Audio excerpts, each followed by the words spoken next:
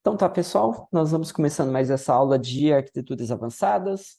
A ideia de hoje é a gente começar a falar sobre execução fora de ordem.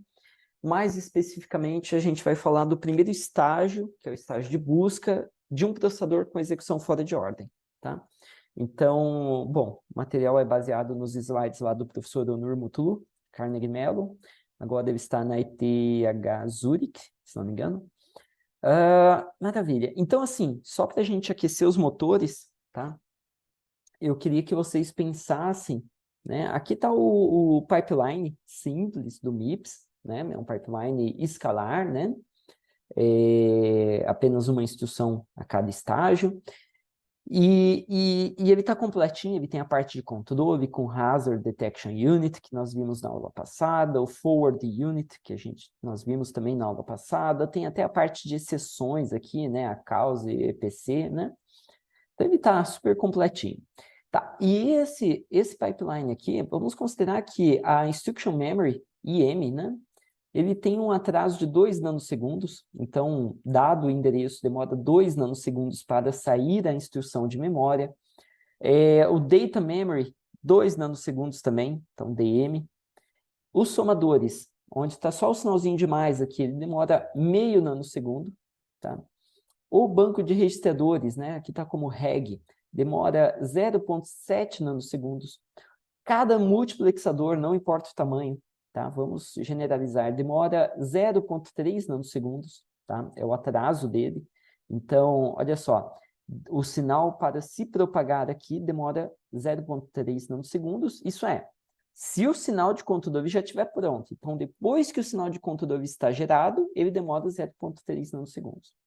A ULA, né? A LU, a unidade lógica aritmética, 1,4 nanosegundos, e o Sign Extension, 0,2 nanosegundos. Tá? Então, assim, essas são as latências principais. O restante vamos negligenciar, tá bom? E a pergunta que nós temos aqui é, qual que é o caminho crítico? Tá? Então, o caminho crítico é assim, qual é o caminho que demora mais tempo entre um registrador e outro registrador? Então, nós temos o registrador de estado, por exemplo, nós temos toda essa lógica e temos o próximo registrador. Então, qual que é o caminho crítico aqui? Ou o PC até o registrador de estágio, né? Ou entre esse registrador de estágio e o próximo, ou entre esse e o próximo, ou entre esse e o banco de registradores, tá? Então, o caminho crítico é importante a gente conseguir calcular, a gente saber calcular, por quê? Ele impacta diretamente na latência, na frequência máxima de operação, tá? Então, para todos estarmos na mesma página, vamos fazer esse exercício mental, tá? Eu quero que vocês pensem em qual que é o caminho crítico, ou seja, qual que é o pior caminho que vai delimitar a frequência de operação desse processador. Então, como que a gente pode fazer esse cálculo, né? Nós vamos ter que pensar qual que é o tempo máximo para o sinal sair daqui e vir até o próximo registrador, ou, em paralelo, ele vai ter que sair do PC, passar por aqui, fazer isso aqui, ficar pronto, voltar para o PC. Tá? Legal. Então, nós não não estamos dizendo nada sobre o tempo do controle, tá? Então a gente pode assumir que esse controle é negligenciável, que ele é igual a zero, mas a gente pode problematizar ele também, tá? Então, assim, ó, o tempo máximo, o pior caso aqui, né, vai ser o máximo entre, no estágio de FET, vai ser o máximo entre o Instruction Memory, né, que é 2 nanosegundos, ou, colocar um ponto e vírgula, ou o tempo de passar pelo somador e pelo MUX, né? Então, somador, MUX, claro, o controle do MUX também, né? Então, o somador, ele tem aqui meio nanosegundo, o MUX mais 0,3, então 0,8 mais controle. Vou colocar um C grande aqui de controle. Opa, de controle. Tá? Então, seja lá o tempo de controle, o máximo entre esses dois, 2 nanosegundos e 0,8, é o caminho crítico do FET. Mas não significa que o FET é o caminho crítico do processador, sabe? Por quê? Depende dos outros estágios. Então, vamos ver o segundo estágio. Segundo estágio, decodificação. A decodificação, nós pegamos a instrução que veio da Instruction Memory, ela tem que acessar o banco de registradores, e, ao mesmo tempo, nós pegamos a instrução e fazemos o Sign Extension. Então, ela vai chegar aqui e vai chegar aqui em paralelo. Então, qual que é o caminho que demora mais?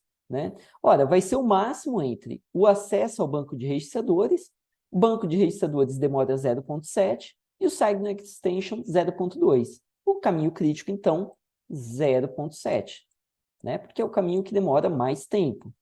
Tá? Maravilha. O que mais está acontecendo aqui? Deixa eu dar uma olhada. Ah, aqui passa por um somador também, não é verdade? E esse somador aqui, passando no MUX, ele influencia também no estágio de FET. Olha só que interessante.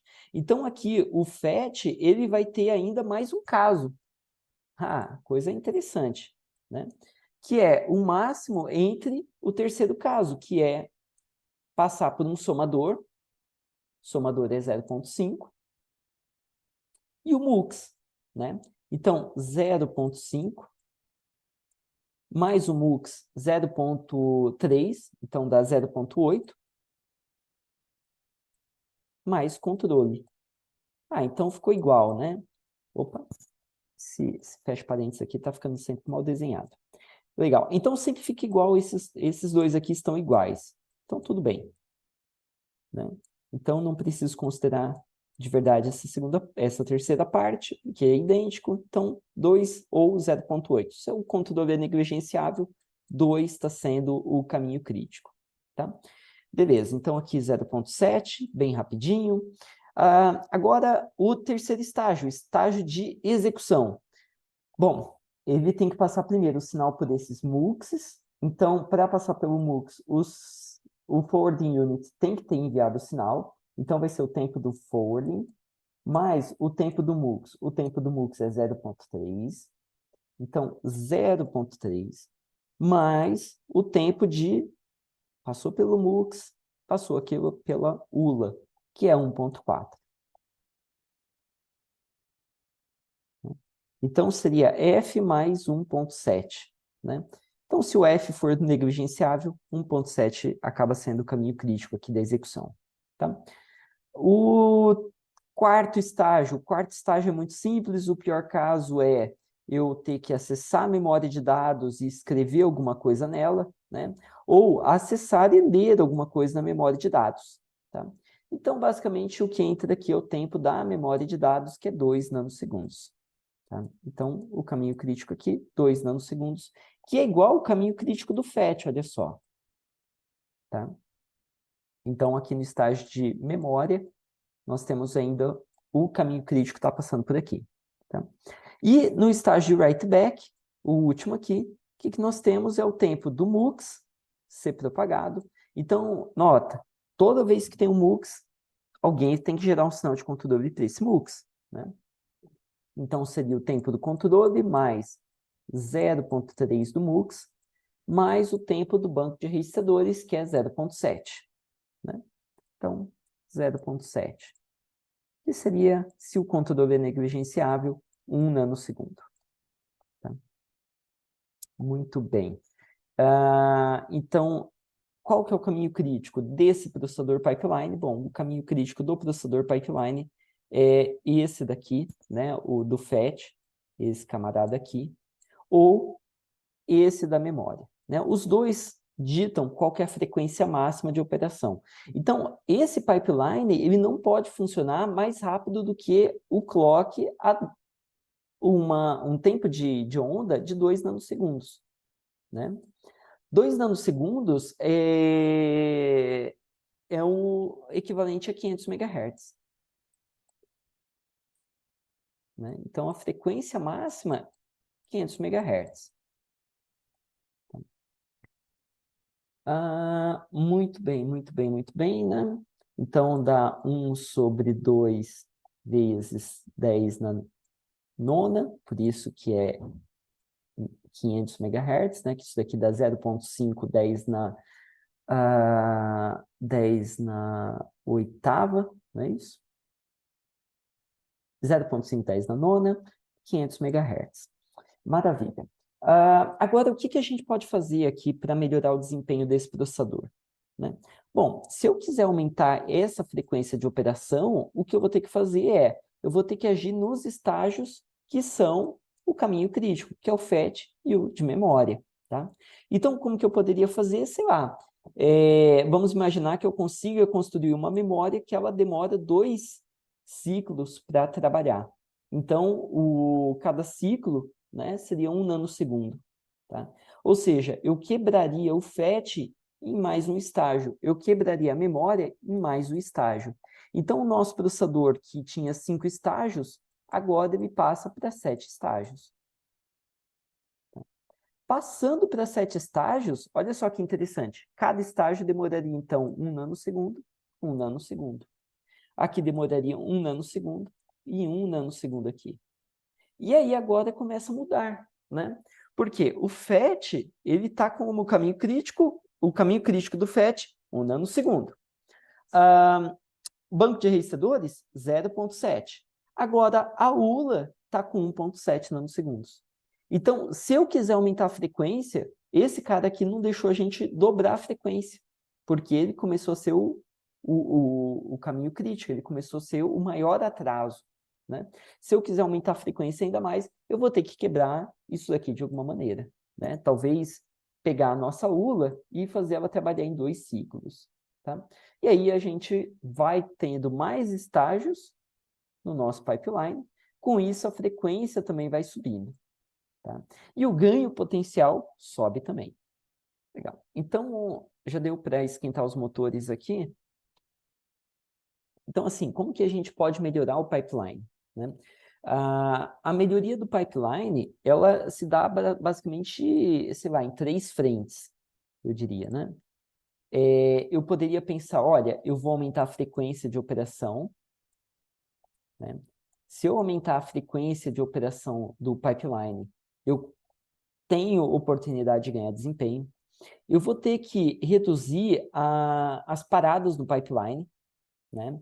Então, os stalls eu vou ter que reduzir. Né? E outra coisa que eu posso fazer eu posso tentar colocar mais instruções em execução em paralelo no pipeline. Não somente uma, mas eu vou buscar, sei lá, 4 instruções ao mesmo tempo. Tá? Então, essas são as formas que a gente pode melhorar o pipeline. Né?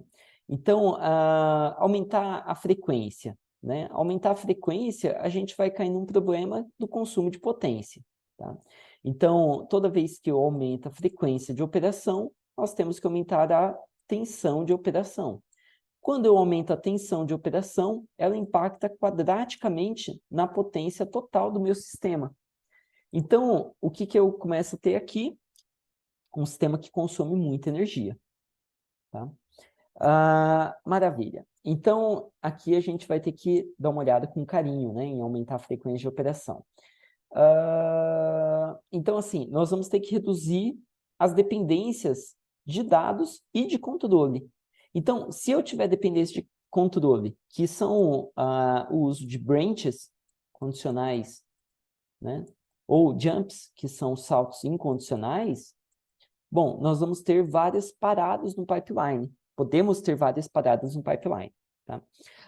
Quando a gente tem um acesso a dados de memória e depois isso daqui vai ser consumido por uma instrução que vai usar o ULA, né?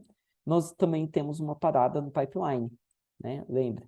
O adiantador de instruções de dados, né, ele não consegue resolver isso. Tá? O data forwarding. Então, o que a gente pode explorar também? A gente pode explorar o paralelismo de instruções. Então, qual que é a ideia? A ideia é, em vez de eu carregar apenas uma instrução, não. Agora, nós queremos carregar N instruções no nosso processador. Tá? Então, a ideia é que, buscando N instruções, a gente consiga, no melhor dos casos, terminar N instruções de uma única vez. Tá? E esse caminho aqui é o caminho que a gente está interessado em ver na aula de hoje. Tá? Não que os outros não sejam importantes, tá? Mas eu acho que são os mais comumente abordados. Tá? Legal. Então, olha só que interessante. as limitações do pipeline, né? Então, imagina aqui que esse daqui é o tempo de uma única instrução no monociclo, tá? Quando eu vou executar a mesma instrução com pipeline, ela demora um pouquinho mais. Por quê? Porque eu tenho esses registradores de estado aqui, que eles fazem que uma única instrução demore mais para sair, tá? E, claro, o desempenho, né, ele vai ser limitado não por causa de uma instrução, mas no caso do pipeline, depois que o pipeline estar cheio, né, que aqui o pipeline vai começar a sair a primeira instrução, eu quero soltar uma instrução pronta a cada ciclo, né? Então, esse que vai ser o ganho aqui do pipeline, né? Agora, lembrando que qual que vai ser a vazão, então, desse pipeline? Quantas instruções por segundo vai ficar pronto no melhor caso, né? Então, no melhor caso, o que eu vou ter é a quantidade de instruções que eu executo, vezes o CPI, vezes o tempo de ciclo, tá? Então, quantidade de instruções, vamos pensar lá 100 instruções. A quantidade de instruções no meu programa, tá? Legal. Então, 100 instruções. Agora o CPI. O CPI é quantos ciclos eu demoro por instrução. Tá? Então, em média, quantos ciclos demora para sair uma instrução? Tá? Então, no mundo ideal, esse CPI seria igual a 1. Então, se o CPI for igual a 1, olha só que interessante. O meu desempenho acabou sendo somente a quantidade de instruções vezes o tempo do ciclo. E o tempo do ciclo, ele é limitado pelo caminho crítico que a gente acabou de discutir. Tá? Maravilha. Então, o que a gente quer, o que a gente pode melhorar aqui? Nós podemos melhorar do tempo de ciclo, quebrar o pipeline em mais estágios. Tudo bem, né? É meio que uma coisa assim que a gente não precisa, sei lá, de nenhuma nova tecnologia de verdade, né? A gente quebra em mais estágios o pipeline. Agora, a quantidade de instruções. Bom, a quantidade de instruções depende basicamente da nossa ISA, né? Se a ISA for mais simples, provavelmente demore mais instruções. Se a ISA for mais complexa, provavelmente vai exigir menos instruções. Tá? Então, o compilador talvez possa fazer um melhor uso das instruções da nossa ISA, reduzindo a quantidade de instruções. Tá? Agora, onde que a gente pode abordar, então? Esse cara aqui vai depender da ISA, que costuma ser fixa, igual no MIPS aqui é fixa, né? O monociclo ou pipeline é a mesma ISA. Agora, o que resta para nós é tentar melhorar o CPI, né? Porque o CPI a gente não discutiu, tipo, como que eu vou manter o pipeline sempre cheio para manter o CPI igual a 1, né? Ou ainda, nós podemos pensar assim, será que o CPI pode ser maior ou menor do que 1? Né? Demorar menos do que um ciclo por instrução? Tá? Então, legal. Então, assim, o CPI, ele costuma aumentar conforme a profundidade do pipeline aumenta. Então, a quantidade de ciclos por instrução, ela costuma ir para cima, que é o contrário do que a gente quer. A gente quer que o CPI seja pelo menos igual a 1.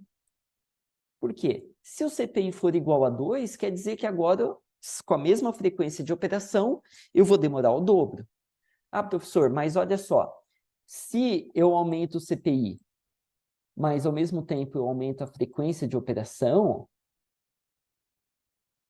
o que vai acontecer? Olha, se eu aumentar o CPI N vezes e aumentar a frequência de operação N vezes, eu continuo tendo a mesma coisa, o mesmo tempo de execução, né? Ora, se eu tenho o mesmo tempo de execução, eu não estou ganhando nada. E, na verdade, se eu aumentar a frequência, eu aumentei o custo de potência do meu processador. Tá? Então, a gente vai ter que tomar bastante cuidado. Eu vou querer aumentar a frequência e não aumentar o CPI. Tá? Esse daqui é o nosso objetivo de vida. Tá? E por que o CPI aumenta com a profundidade do pipeline? Bom, porque tem dependência de dados, dependência de controle, como a gente vem discutindo. Tá? Então, teria as penalidades de salto, as penalidades do load de dados. Tá? Maravilha. E aí a gente pode falar assim, bom, o professor comentou que ele gostaria de, em vez de o CPI ser igual a 1, ele gostaria de baixar o CPI para, por exemplo, meio. Quer dizer, uma instrução pronta a cada meio ciclo. Tá? Quando a gente começa a falar em CPI menor do que 1, a gente para de usar a sigla CPI e nós começamos a usar a sigla IPC, que é o inverso, né? Quantas instruções ficam prontas por ciclo? E o nosso mundo ideal é que seja maior do que 1, tá? Então, por exemplo, se demorou meio ciclo para uma instrução, quer dizer que eu tenho 2 instruções a cada ciclo. Tá? Então, um é o inverso do outro. Tá? Quando a gente tem um processador que é capaz de finalizar múltiplas instruções no mesmo ciclo, então a gente começa a falar de IPC. Tá? Então, a gente pode pensar assim, o processador monociclo, né? O monociclo básico lá do MIPS. Quantas instruções ele termina por ciclo? Ele termina uma só por ciclo. Então, faz sentido a gente usar CPI. Mas a gente pode falar também que o CPI é igual a 1 ou que o IPC é igual a 1. Tá? O pipeline. O pipeline simples, ele costuma ser um CPI maior do que 1. Então, o CPI funciona bem aqui para a gente comentar, né? Agora, quando a gente vai discutir, por exemplo, um pipeline super escalar, aí nós vamos ter alguma coisa, no melhor dos mundos, que é um CPI menor do que 1. E aí a gente quer falar agora, então, de IPC. Tá? Ou ainda, a gente pode ter um pipeline super escalar com execução out of order, tá? Que nós também vamos falar de IPC nesse caso. Tá? E quando a gente está falando, então, de finalizar múltiplas instruções, no MIPS a gente chama de write back, né? Mas é bem comum a gente ouvir outros nomes para dizer a mesma coisa, como commit. Tá? Eu vou fazer o commit de várias instruções, ou vou fazer a aposentadoria, o retirement, de diversas instruções. Tá? Legal. Então, é nesse mundo que a gente quer discutir essa aula e as próximas. E aí a gente pode pensar, então, algumas coisas, né? Então, nós podemos ter um CPI maior que 1, ou seja, mais de um ciclo por instrução. Olha, o ideal é que ele fosse igual a 1, né? Mas se eu fizer corpo mole, se eu fizer um projeto bem ruim, ele rapidamente vai ser maior do que 1. Então, isso daqui é fácil de ser feito, né? E, embora seja fácil, eu não quero, né? Porque isso daqui quer dizer que o desempenho está piorando. Agora, nós podemos obter um CPI menor do que 1, ou seja, mais do que uma instrução acabando em um mesmo ciclo? Pera lá. Se for um pipeline simples, não tem como, né? Porque pensa só, o processador ele busca da memória de instruções as instruções. E ele tem as etapas e lá no final ele termina as instruções. Então eu estou dizendo que ele está terminando N instruções por ciclo. Tá, mas se aqui ele só está buscando uma instrução, como que ele vai terminar em média N instruções? Não tem como, né? Então, em um pipeline simples, isso daqui não tem como ocorrer. Tá? Nós vamos precisar de um pipeline mais complexo, mais moderno. Tá? Agora, nós podemos obter um IPC maior do que 1? Ora, IPC maior que 1 é a mesma coisa que CPI menor que 1. Tá? E agora, assim, o que eu vou precisar para obter um IPC maior do que 1? Ora, a primeira coisa é assim, se eu tenho um processador e eu quero tirar N instruções prontas por ciclo, eu vou garantir que N instruções vão ter que entrar no processador, né? Vão ter que passar pela ULA, por exemplo, tudo mais. Tá? Então, esse é o gargalo básico que nós vamos ter, tá? Para aumentar o desempenho. Legal. E aí, então, quer dizer assim, nós vamos ter um paralelismo dentro desse processador para que eu possa tirar mais do que uma instrução em cada momento, em cada ciclo. Tá? Ora, se eu vou ter um certo paralelismo, é bom eu estudar quais tipos de paralelismo eu posso ter. Tá? Então, o primeiro paralelismo que eu poderia ter é o task level paralelismo. Tá? O task level paralelismo é mais ou menos assim, você está com o navegador aberto, escutando música, e enquanto isso você está fazendo o seu código rodar. Então, você tem um paralelismo de tarefas ao mesmo tempo, né? Então, não necessariamente você está usando os recursos computacionais para a mesma tarefa. Tá? Então, esse daqui é tarefas ao mesmo tempo, legal, é fácil de obter, né? Mas, de verdade, isso daqui exige um entendimento de múltiplos processadores, né? Cada processador vai executar uma tarefa, uma task diferente.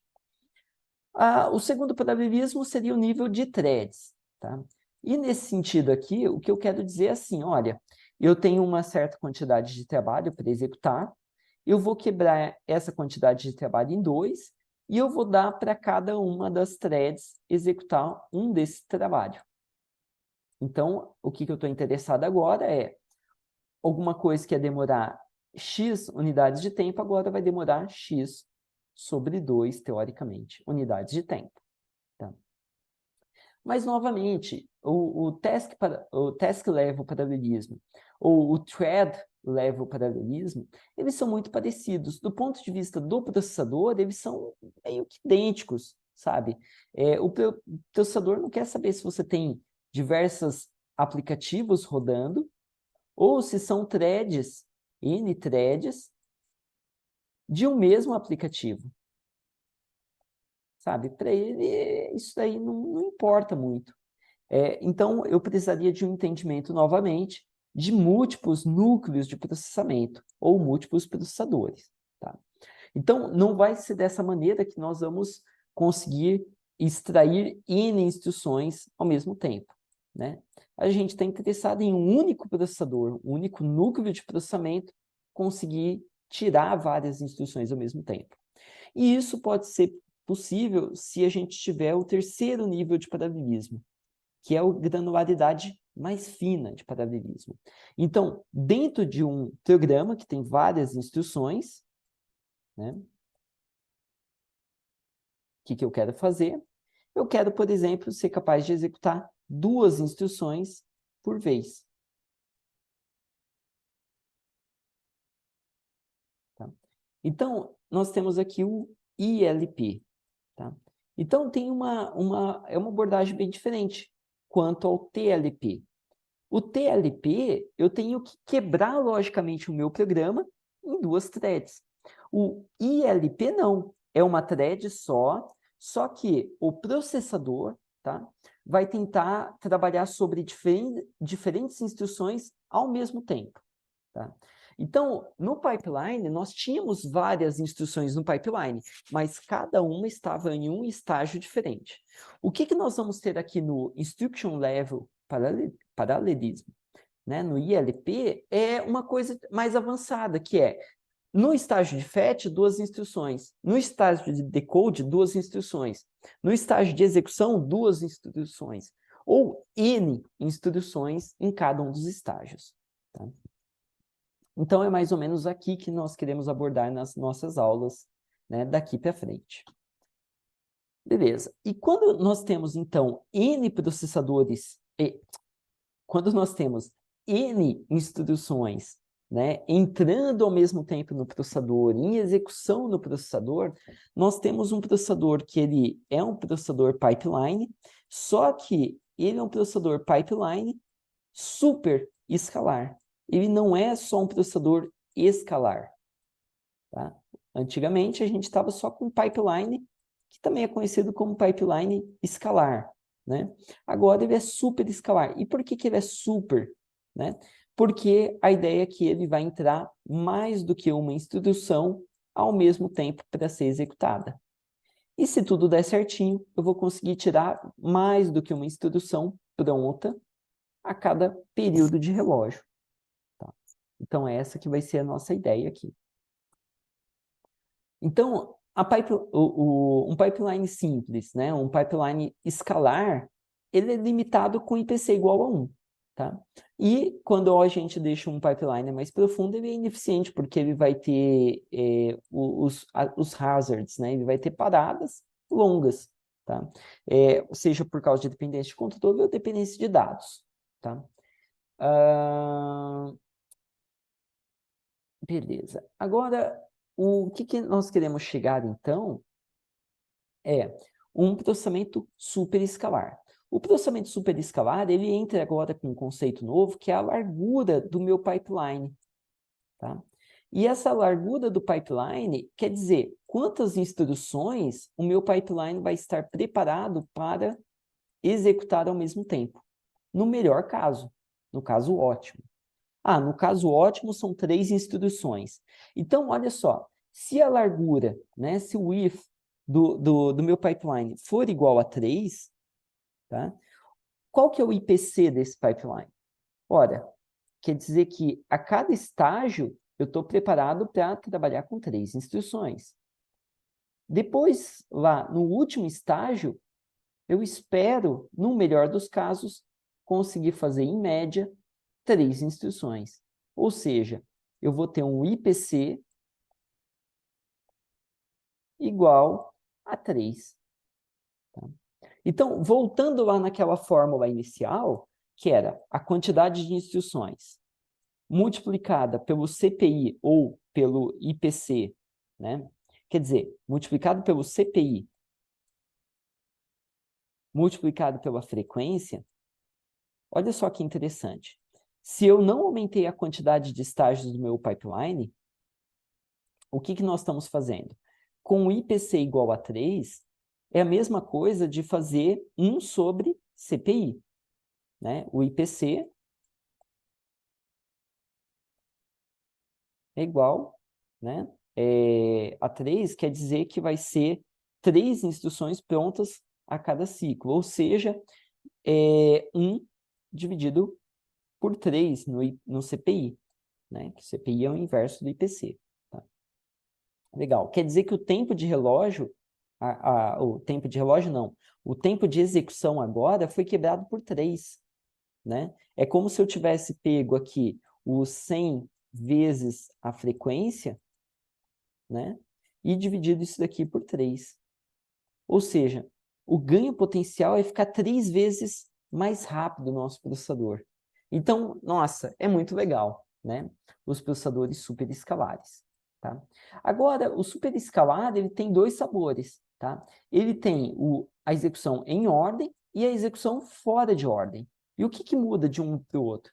O que muda é, olha, quando passa na ULA, né? Então, eu vou ter que ter várias ULAs aqui para dar suporte a um superescalar, né? Então, assim, o término de execução quer dizer quando sai de dentro da ULA, tá? Ele vai ser em ordem ou fora de ordem do ponto de vista da ordem que o programador escreveu o código dele. Então, se for em ordem, eu vou ter assim, olha, essa instrução está pronta, essa daqui está esperando.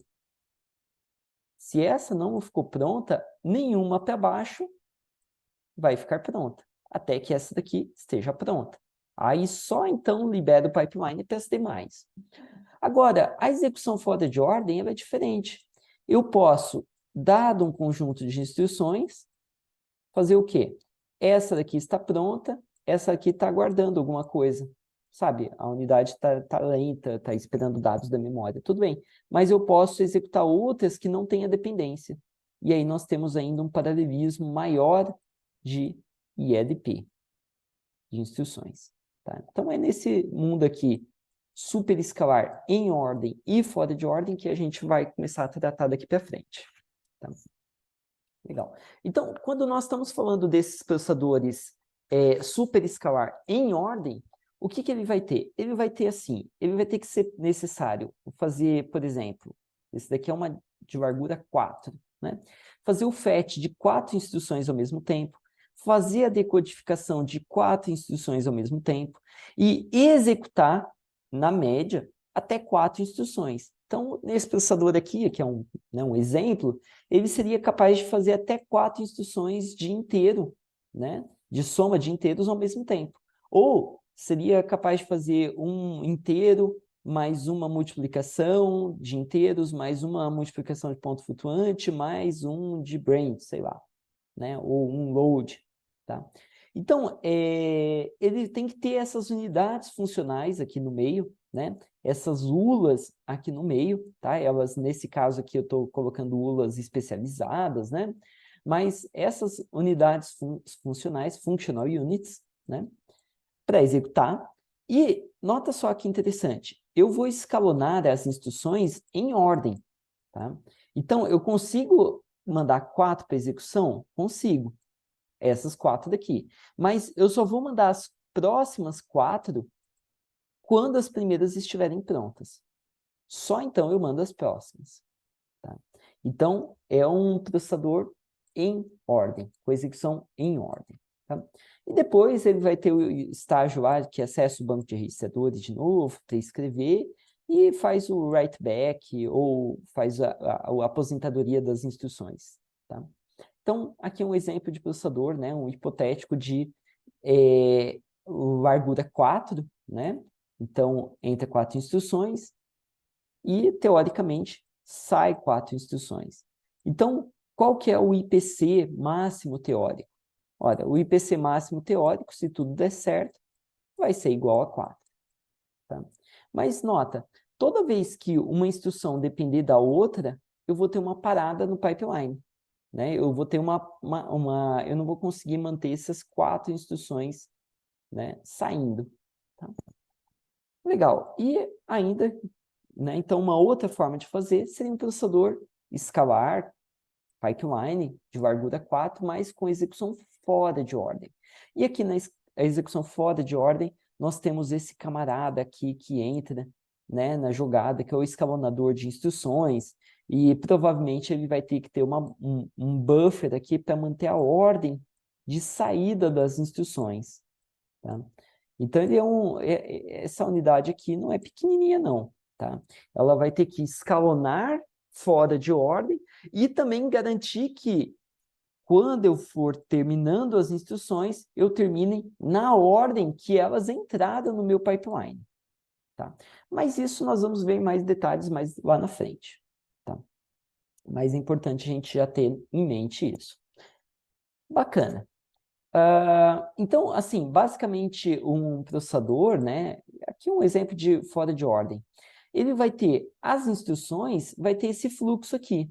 Eu pego a instrução de branch, ou eu pego a memória de instruções, desculpem, né? Pego a memória de instruções, eu faço a busca, né? Eu decodifico aquela instrução, tá? E, eventualmente, eu faço aqui o comparador lá para instruções de branch. Tá? Ou ainda, eu posso falar as instruções que eu carreguei e um preditor de saltos me diz, olha, qual que vai ser a próxima instrução a ser carregada. Tá? Então, o PC lá do MIPS estaria aqui dentro do Branch Predictor. Tá? Ele que vai dizer qual que é a próxima instrução de cache, e aí eu tenho alguns buffers aqui no meio do caminho. Tá? Maravilha. Eu ainda vou ter um fluxo de dados de registradores. Os registradores são acessados, eu utilizo para execução, tá? Então, a gente vai ficando cada vez mais habitual com esse desenho, tá? Eu acesso o banco de registradores, processo aqueles registradores e escrevo no banco de registradores o registrador novo. Tá? Então, eu tenho aqui os dados do banco de registradores. E, eventualmente, eu vou ter o quê? Acessando o banco de registradores, faço o cálculo de endereço da memória, acesso a memória de dados, e a memória de dados me fornece dados para o banco de registradores. Tá? Então, eu tenho fluxo de dados vindo da memória, eu tenho fluxo de dados vindo do banco de registradores, e eu tenho fluxo de instruções vindo da memória de instruções. Tá? Então, nós vamos ter esses fluxos todos em execução, né, em trabalho ao mesmo tempo. tá? Maravilha. E quando a gente está falando aqui, ó, de processadores out of order, tá? Não é out of order sem hífen, tá? Não é o out of order, né, de uma máquina quebrada, tá? Não é isso, tá? É out of order de execução fora de ordem, tá? É daí que vem o termo. Legal. Então, assim, qual que é sobre aquelas limitações de um pipeline simples? Tá, o pipeline simples, escalar, ele é limitado em IPC igual a 1. Tá, mas nós vamos usar super escalar, nós vamos colocar mais instruções entrando no FAT. Olha, eu vou ter a perda de desempenho por causa da execução em ordem, tá? O que vai fazer a gente parar, né, o pipeline? Então, o que a gente pode fazer? São pipelines diversificados e talvez pipelines com execução fora de ordem, tá? A gente vai ver mais para frente. E a ineficiência de pipelines profundos que a gente falou, né? Olha, a gente vai ter muitas paradas no pipeline, a execução fora de ordem ela pode reduzir essas paradas, tá? Toda vez que eu não sei muito bem o que eu faço, eu vou especular o que eu vou fazer a seguir, tá? Então, execução fora de ordem é execução especulativa, tá? Então, a gente vai especular muita coisa nesses processadores, tá? Mas, assunto mais para frente, tá? Então, estou dando contexto de onde que nós estamos entrando aqui para a gente trabalhar no primeiro estágio do processador, tá? Legal. Então, assim, as premissas para uma máquina perfeita, né, para que a gente trabalhe nesse processador primeiro, eu quero ter registradores infinitos, tá? Ou seja, eu quero ter a ideia de que eu tenho registradores infinitos. E por que eu tenho registradores infinitos é bom? Bom, porque aí eu só vou ter que parar o pipeline mesmo quando uma instrução, por exemplo, R3 recebe R1 mais R2, e aqui eu quero utilizar o R3 para fazer algum cálculo, R3 menos R4. Então, nesse caso aqui, não tem o que fazer. É uma dependência de read after write, né? Então, read after write.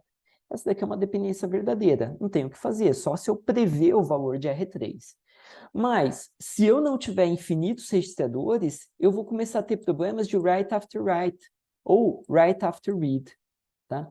Que são aquelas falsas dependências, tá? A gente vai conversar mais sobre isso no futuro, tá?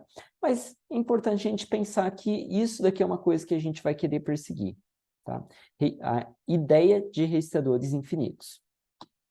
Tá? O segundo ponto que a gente vai querer aqui num pipeline ideal é o seguinte: nós queremos fazer o branch e o jump prediction perfeitos.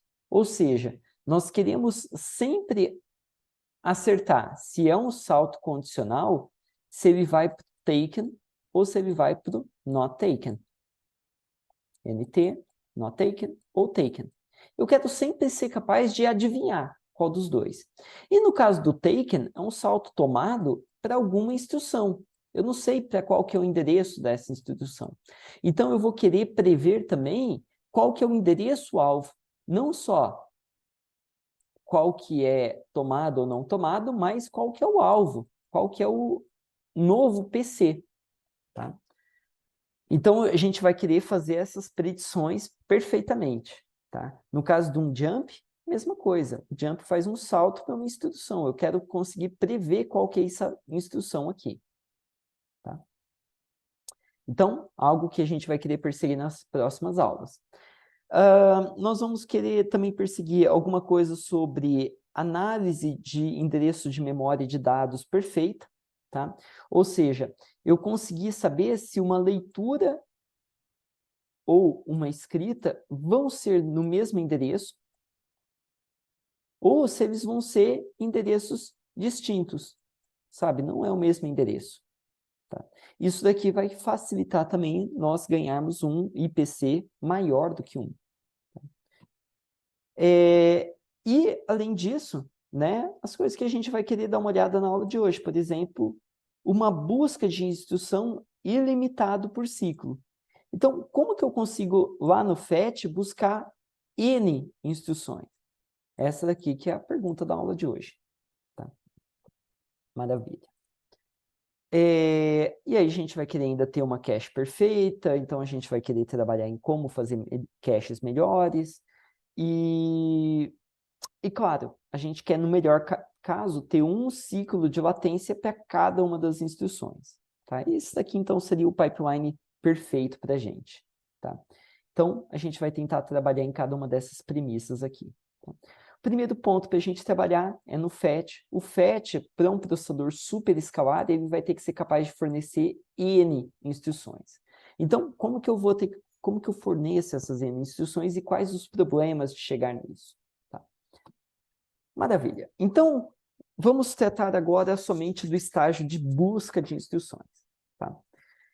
Então, sobre o estágio de busca, né, qual que é o problema do pipeline simples? Pipeline simples, uma instrução por ciclo apenas, tá? A memória de instruções sofre um overhead alto, por quê?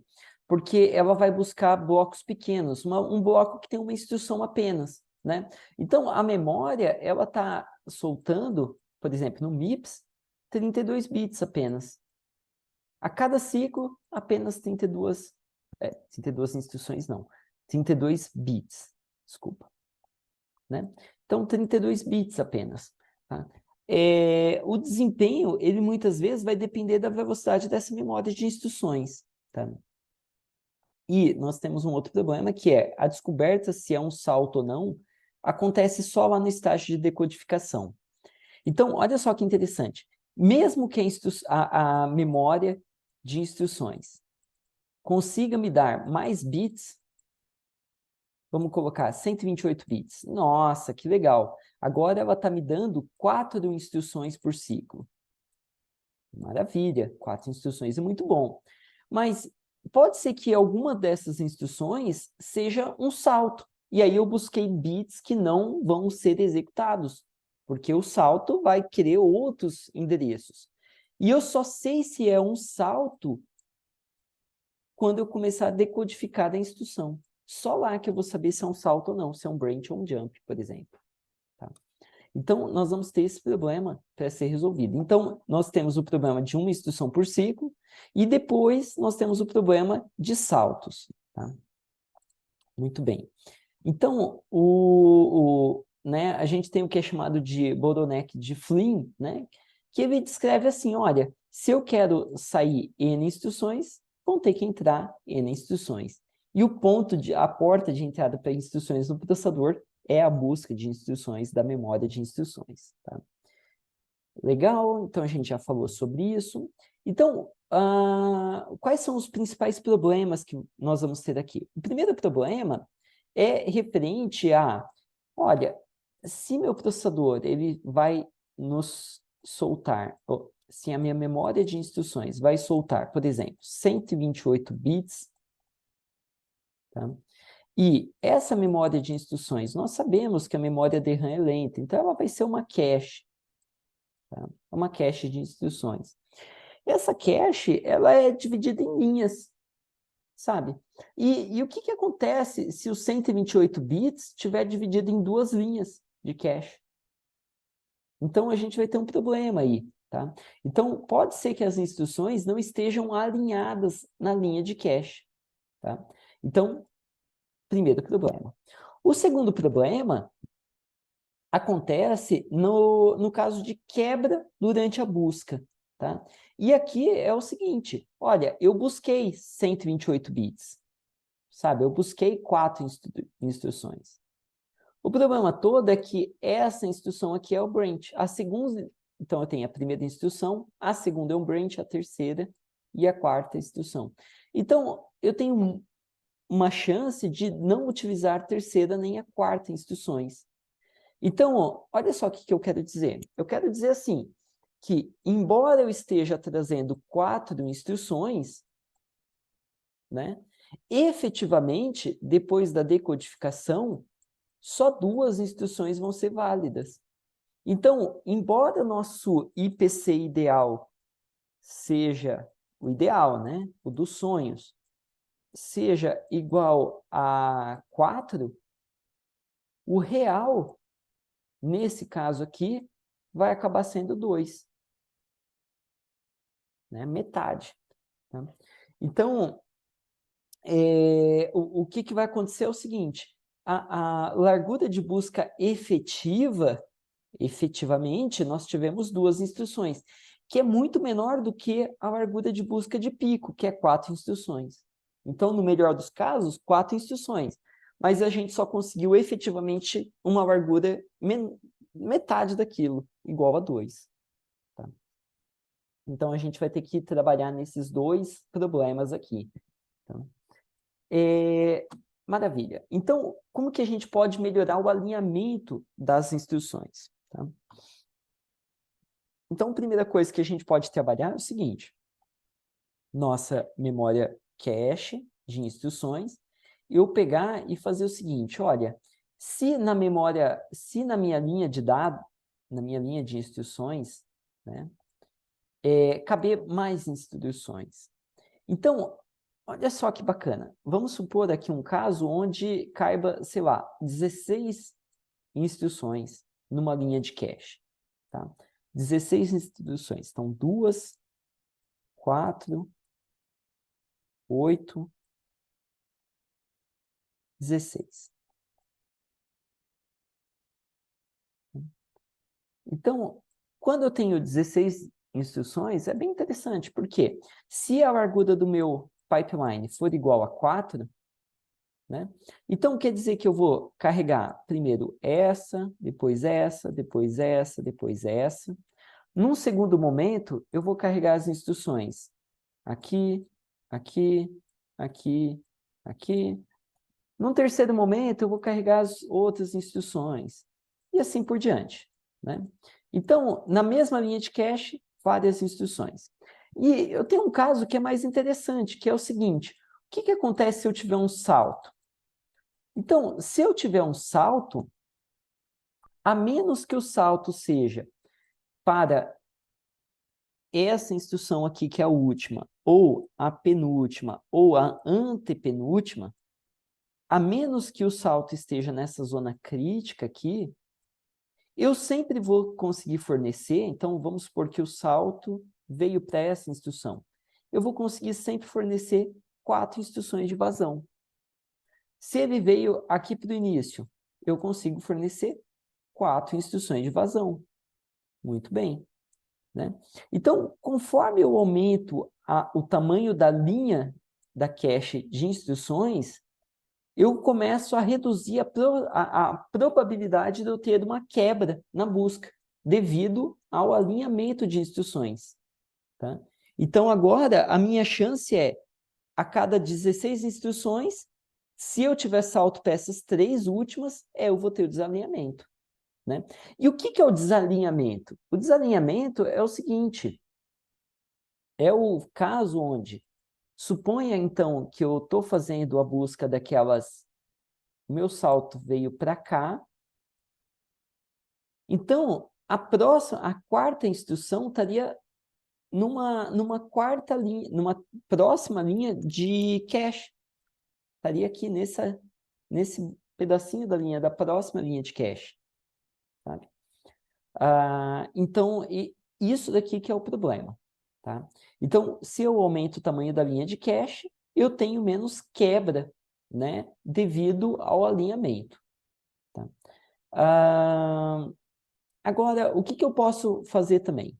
Eu posso fazer algum mecanismo que, olha, se o acesso for a segunda metade da linha de cache, sabe? Se for aqui na segunda metade, eu posso, sei lá, buscar a próxima linha de cache, já automaticamente, sabe? Então, eu posso, se for nos últimos 25% da linha, eu já busco a próxima linha de cache, sabe?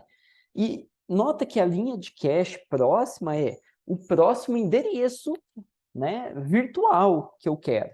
Então, eu tenho minhas instruções, nos endereços virtuais, né? Então, se eu carreguei aqui o endereço 1020, né? Eu vou querer o 1024, 1028, 1032, né? Então, esses endereços eu vou ter que localizar dentro da cache e trazer a próxima linha, se é que ela esteja lá na cache, tá? Então, a gente quer um design que permita buscar mais do que uma linha de cache ao mesmo tempo, tá? É o que acontece lá no Pentium, no AMD K5, tá? Década de 90, né? Final de 80, início de 90, tá? 1990.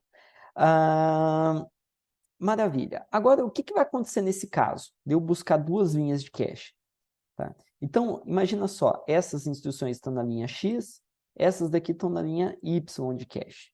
Tá?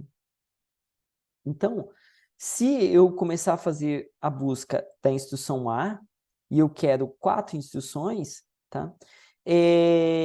Eu vou querer essa e essa. Tá? Agora, o que pode acontecer? Pode acontecer que a memória cache não consiga acessar duas linhas ao mesmo tempo. E por que não? Ora, porque acessar uma linha de memória cache implica na gente verificar se os endereços estão corretos. Então, tem que acessar a tag de dados, né? Usar um comparador, verificar se é um hit ou um miss e tudo mais. Tá? Então, eventualmente, eu vou ter que usar uma cache que é dotada de múltiplos bancos. E aí eu consegui acessar múltiplos bancos ao mesmo tempo. Então, nós vamos ter que trazer linhas adjacentes, tá? Que podem estar em bancos distintos. Se tiver em bancos distintos, legal, eu uso paralelismo de bancos de cache, né? Ou conjuntos associativos diferentes, por exemplo, né? De alguma maneira, estarem em dispositivos que eu possa acessar ao mesmo tempo, tá? Tá. Agora, o que eu vou precisar a mais, né? O que eu vou precisar é o seguinte, olha só, o dado que vai ser enviado para o processador no fim do dia são, sei lá, 6 instruções nesse caso aqui. E essas 6 instruções têm que estar ordenadas quanto aos endereços. Essa daqui é o 1020, a próxima é a 1024, depois a 1028, 1032, 1036, 1040, né? Então, eu vou ter que ter uma lógica para fazer esse alinhamento, tá? Então, vamos começar a pensar aqui em algumas questões, tá? Então, uma cache dotada de conjuntos associativos, né? Ela pode privilegiar, né, beneficiar um design superescalar, né? Então, se uma linha de cache está aqui, a próxima linha estaria no próximo índice, né? Eventualmente. Então, se eu acessei essa linha de cache, a próxima linha, se estiver presente na cache, vai estar ou aqui, ou nesse conjunto, ou nesse conjunto, ou nesse conjunto associativo, tá? Então, olha só que interessante. Se eu tenho um conjunto associativo dividido aqui em 4, e eu posso fazer isso fisicamente em 4 bancos, né? Eu tenho a possibilidade de, eventualmente, o dado estar aqui. Então, eu consegui carregar essa linha ao mesmo tempo que eu carrego essa. Tá? Então, maravilha. É tudo que eu quero. Não ter um conflito de bancos, né? O segundo ponto que eu quero também é, uma vez que eu tenho essas duas linhas de cache, eu tenho que ser capaz de reordenar os dados. Por quê? Eu tenho dados que estão aqui no final da linha e outros dados que estão no começo da próxima linha. E ele vai ter que fazer esse entrelaçamento. Tá? Então, basicamente, para cada posição alvo, ou seja, cada posição de instrução que eu vou enviar para o processador, eu vou ter que fazer talvez um MUX entre cada uma dessas posições possíveis. Né? E um sinal de controle decidir qual que vem para cá. Então, eu vou ter que ter outro MUX conectando todas as possibilidades.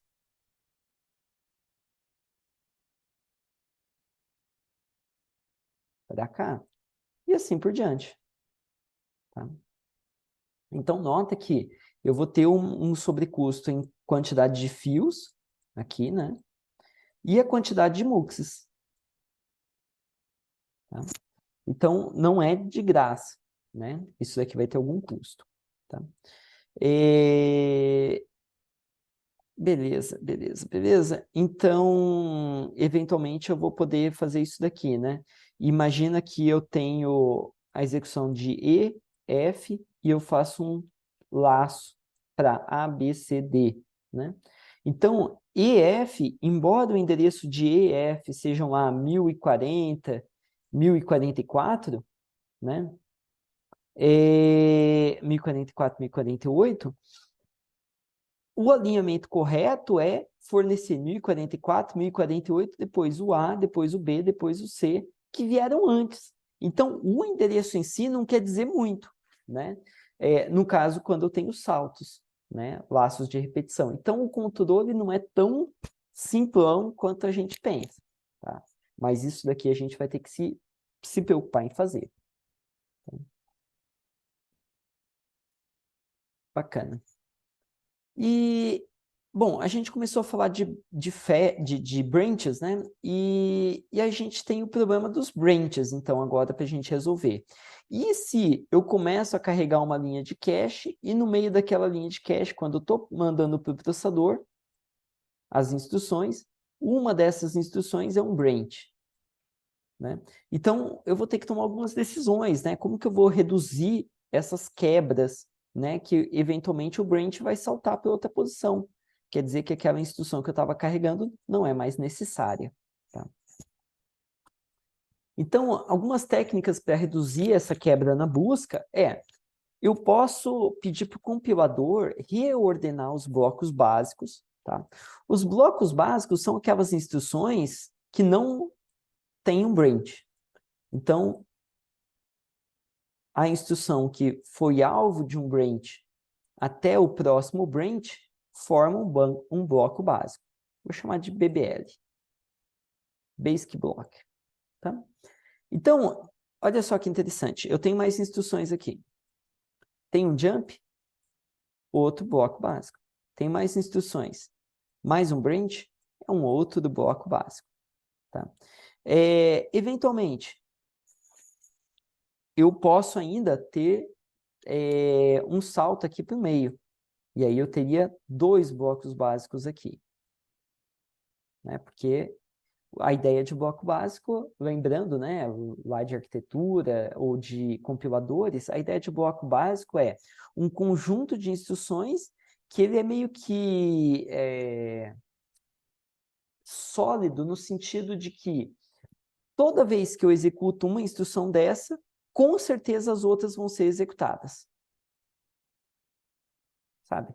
Então, como que eu consigo garantir que se eu executo uma dessas instruções quaisquer, todas as outras vão ser executadas? Por exemplo, assim, se eu falar assim, olha, essa instrução aqui foi executada. Aí vocês falam, ah, ela está no bloco básico? Tá, então eu tenho certeza que todas essas já foram executadas e essa aqui ainda com certeza vai ser executada. Tá? Então, esse é o conceito de bloco básico. Um conjunto meio que inseparável de instruções. Tá? E só é inseparável se não tem um salto, porque a partir daquele salto começo a ter um conjunto que pode ser separado, não é verdade? Tá? Então, por exemplo, se essa instrução aqui foi executada, não tenho como garantir que, com certeza, o jump tenha sido executado. Por quê? Pode ser que um outro jump longe pula para aquela instrução. Então, essas daqui só formam um bloco básico se elas só tem um conjunto de instruções que ela só tem um ponto de entrada e um ponto de saída.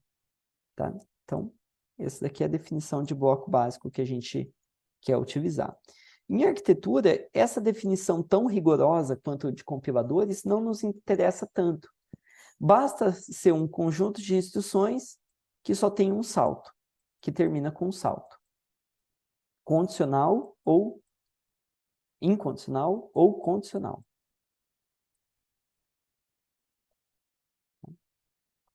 Beleza. Então, a gente pode tentar reordenar esses blocos básicos. Se é um conjunto, né, atômico, no sentido de inquebrável de instruções, eu posso reordenar esses blocos básicos. O compilador pode fazer isso. E por que ele faria isso, professor? Olha, ele faria isso pelo seguinte fato. Se eu tenho o bloco básico A, B, C e D, mas sempre eu executo A, o B e depois eu salto para o D, sabe? 99% das vezes eu faço isso. Então, seria muito melhor se o compilador tivesse escrito A, B, D, C. Então, eu teria um conjunto onde 1% das vezes tem salto, mas 99% das vezes eu executo todas essas instruções na seguida, né? Então, o compilador ele pode tentar reordenar os blocos básicos. Tá? Outra coisa que a gente pode fazer é tentar unir dois blocos básicos através do uso de predicação. Tá? E o uso de predicação a gente vai ver mais para frente. Tá? Acho que na aula que vem ou na outra, lá em decodificação. Então, a gente pode tentar unir em um único superbloco. Tá? Ok. Ou a gente pode tentar usar ainda uma cache chamada trace cache. Tá? Então, vamos dar uma olhadinha nessas formas de fazer. Tá? Então, assim, pensa sobre esse código aqui. O código formado pelos blocos A, B, C e D. Tá? Então, qual que seria o melhor layout de memória a se utilizar? Colocar o bloco básico A, depois o B, depois o D, depois o C, ou o A, o C, o D e depois o B, ou A, B, C e D. Então, imagina que o compilador pode tomar a decisão de qualquer um desses layouts. Pensa um pouquinho, qual que é o layout ideal?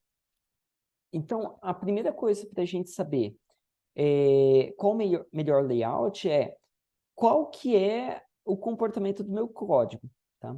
Se for um laço de repetição, eu posso começar a imaginar alguma coisa. Agora, se isso daqui é um if, else, eu vou ter que talvez fazer um perfil de execução, fazer um profiling, tá?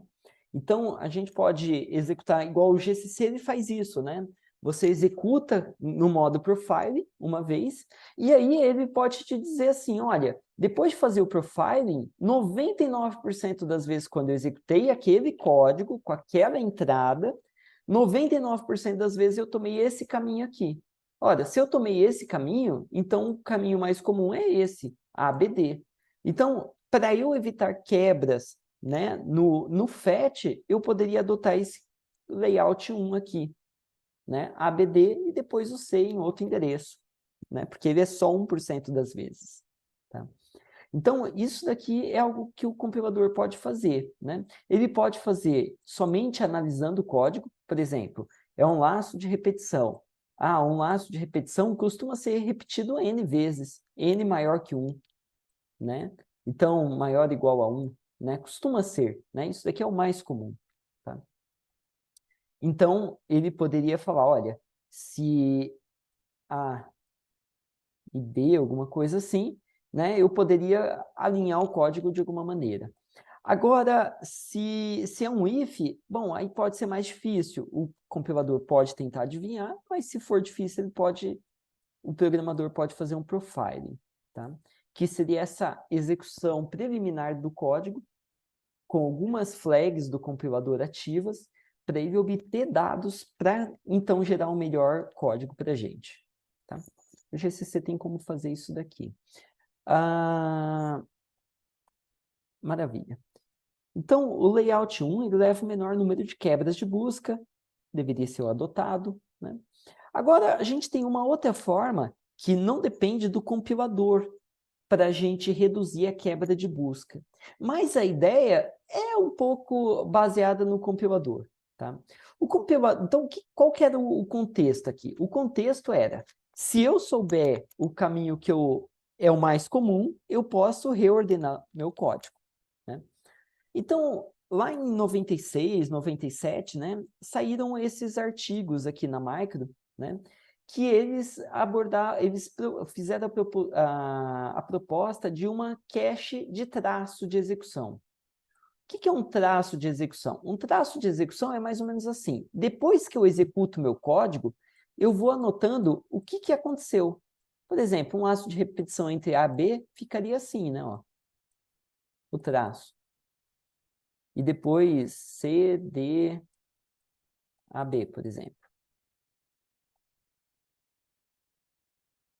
Sabe? Isso daqui seria um código muito, né, comum quando eu tiver um for dentro de um outro for, né? Basicamente, olha só, eu tenho o código, os blocos AB aqui dentro e C e D aqui fora. Né? Então, fica AB, AB, AB um monte de vezes, depois cai fora do laço, executa CD e volta para cá, N vezes. E depois teria os códigos fora do laço de repetição. Tá? Então, considerando essa ideia de traço de execução, a gente pode pensar, então, em construir uma trace cache. A trace cache, ela está interessada em pegar esse traço de execução e colocar ele numa linha de cache. Sabe? Então, olha só que interessante. Eu poderia ter né, uma linha de cache que já tem o AB.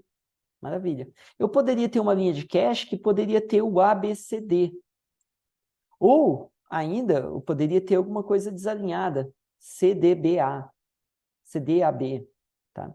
Então, dependendo do que eu acho mais comum na hora de busca de instruções, eu vou preencher uma cache. Essa cache ela é muito mais flexível. Tá? Então, enquanto a cache tradicional ela tem um alinhamento rigoroso a ser seguido, aqui eu não tenho alinhamento. Aqui é a ordem real de execução é o que eu vou guardar nessa cache. Tá? Então, qual que é o poder disso? O poder disso é, uma hora que eu vejo o traço ABC, ABC, ABC, e eu escrevo isso daqui numa linha de cache, eu não vou ter a quebra tradicional que eu teria da memória cache está buscando ABCD, ABCD. Não tenho isso. Quando eu fizer a busca nessa trace cache, ele vai buscar ABCA, por exemplo.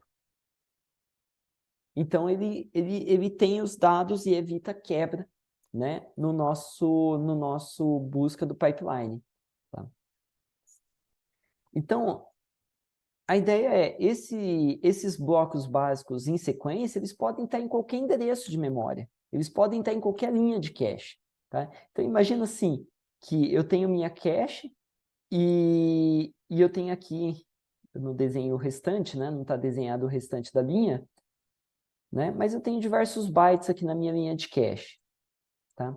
Imagina que o comum é executar o A, depois o B, depois eu dou um salto e pego esse C, depois eu dou um salto, pego esse D, depois outro salto E. Na trace cache, isso daqui ficaria tudo alinhadinho.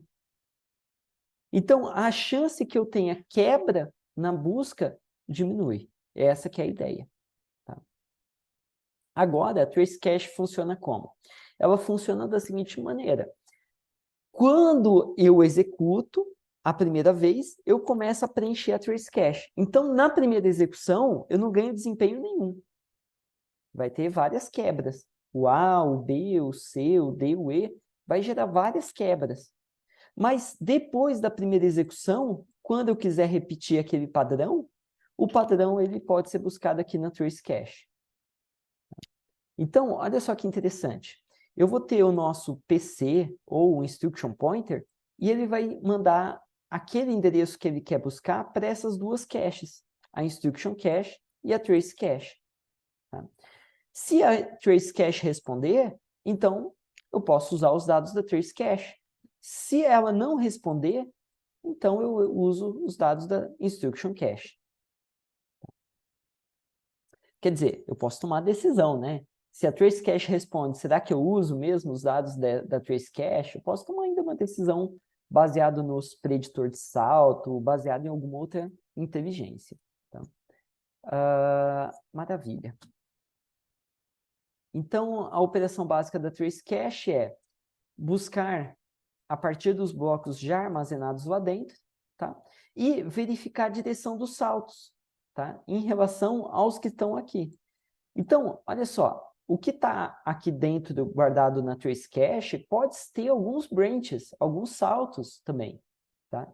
Então, quando eu começo a buscar um traço, eu já posso perguntar para o nosso branch predictor, no nosso preditor de saltos, olha, com relação a esse branch aqui, com relação a esse outro branch, o que, que vai ser? Ele realmente vai para o bloco C ou ele vai para outro endereço? Se for para o bloco C, eu uso esse traço. Se não, eu não uso o traço. Tá? Eu posso descartar um pedaço do meu traço. Tá? Então, nota que as dúvidas começam a surgir, né? Ah, professor, e se tiver... Quantos branches eu posso ter aqui dentro? Posso ter 2? Eu posso ter em um dado traço, né? Eu posso ter 20 branches? Quantos traços diferentes eu vou armazenar? E se o meu PC apontar para essa instrução aqui no meio do código, né, para esse bloco básico, não for para o A, for para o B, eu uso esse traço ou não uso? Então, a gente tem várias situações aqui que a gente vai ter que analisar e tomar decisões na hora de implementar a trace cache. Então, a trace cache mantém o quê? Mantém instruções, né, que foram executadas no passado. A instrução bruta, sem decodificação, a instrução do jeito que vem da instruction memory. Tá? Então, na hora que eu faço uma busca de um endereço qualquer, eu procuro na instruction cache e busco na trace cache. Tá? Então, o endereço A bateu com o início de um traço? Bateu. Ótimo. Então, esse cara aqui vai ser utilizado para o restante do pipeline. Tá? Vamos supor que eu não achei o endereço na trace cache. Então, a trace cache não me retornou nada. Tá? Se ela não me retornou nada, então aqui foi um miss, né? Foi um false. Tá? Não foi um hit, foi um miss. Se retornou um miss, então a instruction cache que vai me dar os dados e eu vou guardar esses dados naquele registrador de estágios. Tá? E o que, que eu vou fazer? Eu vou começar a preencher um novo traço na minha trace cache. Tá? Então, minha trace cache é legal que ela tenha espaço para guardar vários traços diferentes, começando em instruções diferentes, ou começando a partir da mesma instrução, não sei. Tá? A gente vai poder decidir isso. Beleza? Então, aqui está uma execução um pouquinho mais completa, né? Um pipeline um pouco mais completo desse artigo aqui de 99, né? Do Patel, junto com, da tese do Patel, né? Junto com o Pat, onde tem o core de execução, né? O core de execução, então, depois de renomear as instruções e tudo mais, depois da instrução ter sido executada, só então eu vou para a trace cache. E por que ele mandaria só depois de decodificar, renomear, executar a instrução? Só naquele momento ele vai começar a preencher o traço da cache. Porque nesse momento eu já executei o branch. Eu já tenho certeza se a instrução foi tomada ou não tomada. Tá? Então, só depois de executar que eu começo a preencher essa trace cache. Então, olha só que interessante. Dado um pipeline, e sabendo que a trace cache vai atuar aqui no início, então a trace cache, né? Eu posso preencher já no estágio de decode, a trace cache, ou eu posso preencher ela no estágio de commit, lá no final. Né? Então, aqui na decode, eu estou especulando, eu não tenho muita certeza se aquela instrução vai ser útil. Sabe? No estágio commit, eu tenho certeza que eu só vou guardar o traço que foi efetivamente executado, sabe? Não depende de uma predição de saltos. Não, não, não. Ela realmente foi executada. Tá? Então, eu posso tomar uma decisão. Eu vou querer criar um traço na hora da decodificação ou na hora do commit. Qual que é melhor? A gente vai ter que pensar, né? Porque aqui no decode é especulativo. No commit, não é especulativo. No decode, se é um traço pequeno, eu já começo a, daqui a pouco, utilizar ele. Se é só lá no commit, nossa, ele vai ter que chegar lá no final do pipeline para começar a encher a trace cache.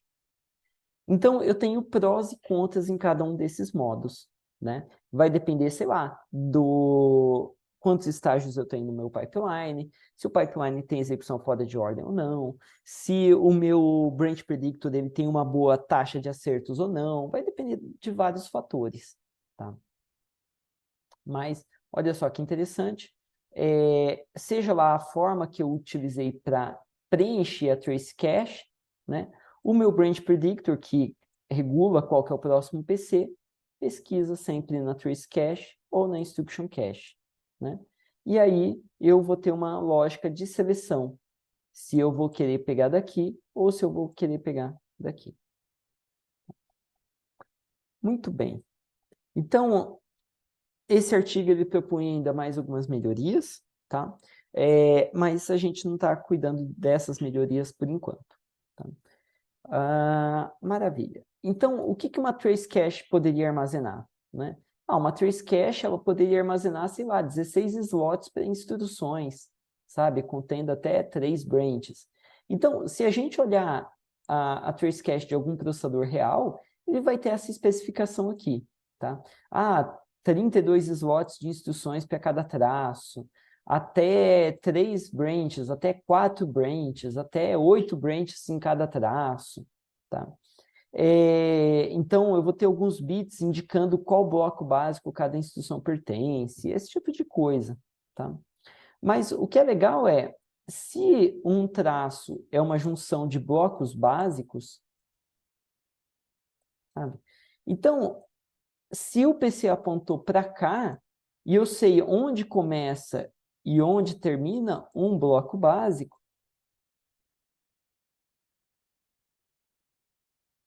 eventualmente eu posso pegar todas essas instruções e mandar para decode. Então, a largura do meu FET pode ser até maior, sabe? Pode ser de 6 aqui. Porque eu tenho certeza que aquelas 6 instruções, se elas pertencem ao mesmo bloco básico, eu tenho certeza que elas vão ser executadas. Claro, a menos que haja uma exceção, sabe? Uma divisão por zero, uma falha de segmentação de memória, às vezes, a menos que haja uma exceção, tá? Mas não havendo exceções, o bloco básico eu posso colocar ele dentro do processador, dentro da execução, do pipeline, tá? Então, isso daqui é bacana, né? Então, eventualmente, eu vou querer fazer um fetch com uma largura maior do que o meu commit. Por quê? Bom, porque vai ter dependência de dados, vai ter vários problemas. Então, para eu garantir a saída de 4 instruções, talvez eu vou querer fazer uma largura máxima, ideal, de 6. Vai ter quebra de pipeline, volta e meia. Então, na média, a gente quer chegar a 4 instruções prontas por ciclo, né? Então, a gente vai poder pensar nessas larguras aqui, tá? Quantas instruções eu vou ter que ser capaz, no melhor caso, para que, no caso médio, saiam 4. Que mais? A gente pode ter, então, os endereços destino. Então, se eu tenho 4 blocos básicos ou 3 blocos básicos, eu vou ter tantos endereços de destino. Isso pode estar armazenado na trace cache ou não.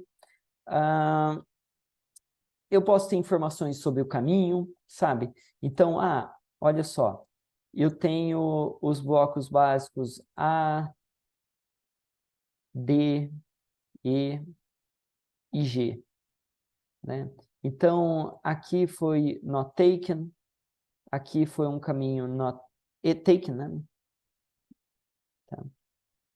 D, E, G. Aqui foi not taken de novo, e aqui, né, seja lá o que aconteceu. Então, eu posso anotar, eu posso colocar várias informações aqui, sabe? Metadados. Esses metadados vão ajudar o quê? Vão ajudar eu a entender melhor o meu traço e ver se esse traço é útil ou não em um dado momento. Tá? Então, tá? Ponto positivo da Trace Cache, então vai reduzir a quebra de busca e pode ter otimizações dinâmicas do laço, sabe? Ah, o compilador executou o profile e viu que 99% das vezes o código seguiu esse caminho aqui. Tá, mas se eu mudo a entrada, sabe? Eu mudo os dados de entrada, pode ser que esse caminho é o que se torne 99% das vezes. E aí? Aí o compilador não tem como resolver essas questões dinâmicas, tá? Então, o Trace Cache, ele meio que é uma cache auxiliar, né? Ela vai exigir armazenamento extra, ou seja, vai deixar o chip mais caro, né? O processador vai ficar um pouco mais caro, mas ele vai habilitar essas otimizações dinâmicas, tá? A dinâmica, ou seja, durante a execução, tá? Então, qual tipo de hardware extra? Vai ter os few units, né? Eu vou ter que ir guardando as instruções, né? E armazenar nessa cache, né? Eu vou ter 2 armazenamentos para, eventualmente, a mesma instrução. Então, o bloco básico que está na cache, o bloco básico A, ele, eventualmente, também vai estar na trace cache, né? Então, está na instruction cache e na trace cache. Então, eu tenho uma redundância aqui, né? Eu vou ter que, eventualmente, eu vou requerer predição de múltiplos saltos no mesmo ciclo. Então, eu vou precisar colocar uma pressão no branch predictor, né? O branch predictor aí vai ter que ser mais robusto, né? E eu posso ter problemas em traços que comecem com a mesma instrução, XYZ ou XYZ ou XYT, né? Então, olha, o PC quer carregar o X. Tá, mas qual o X? Sabe? Qual o traço? O traço XYZ ou XYT? Né? Então, eu vou ter que tomar decisões aqui, né? E nem sempre essas decisões são fáceis de serem tomadas. Beleza. E aí, a predição vai ser baseada em traço ou vai ser baseado em em basic block, né? Ou a predição do salto, né? Então, quer dizer assim, uma vez que eu peguei o X,